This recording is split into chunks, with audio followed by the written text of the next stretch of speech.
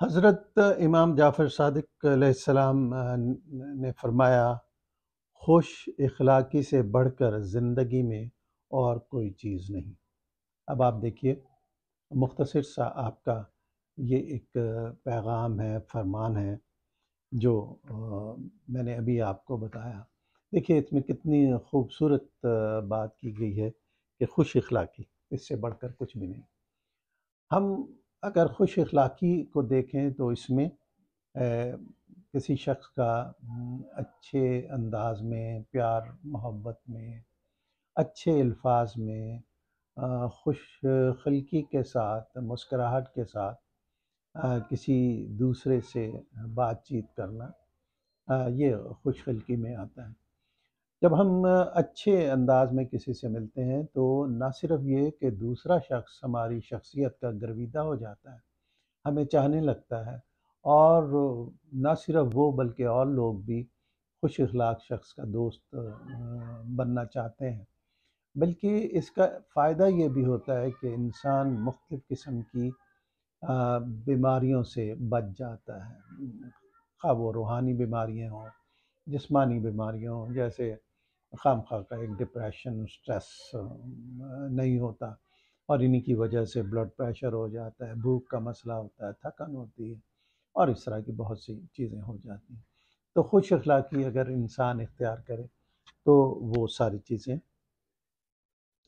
اس کی بہتر ہوتی ہیں۔ اور ایک خوش اخلاق شخص بڑی بردباری کے ساتھ اپنی تمام مشکلات کو فیس کرتا ہے، اور اپنی بردباری کے ذریعے سے وہ ان کو حل بھی کر لیتا ہے۔ تو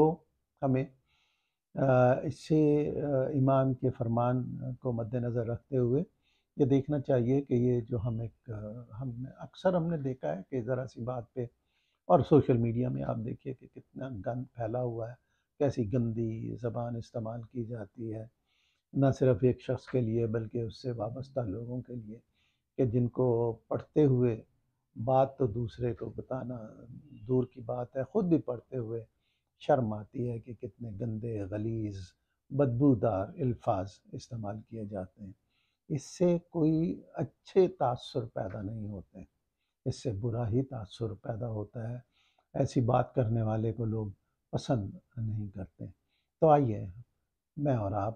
یہ کوشش کرتے ہیں کہ ہم آج سے اچھے اخلاق سے پیش آئیں گے، ہم اپنی زبان کو صاف ستھرا رکھیں گے، اچھے الفاظ بولیں گے، جہاں تک ہو سکے گا دوسروں کی دل جوئی کریں گے، اور اپنی مشکلات کو ایسے ادھر ادھر بتانے سے پرہیز کریں گے، اور اپنی ہمت اور کوشش سے ان کو حل کرنے کی انشاءاللہ تعالیٰ کوشش کریں گے۔ یقیناً یہ ہمارا عمل ہمارے لیے فائدہ مند ہوگا۔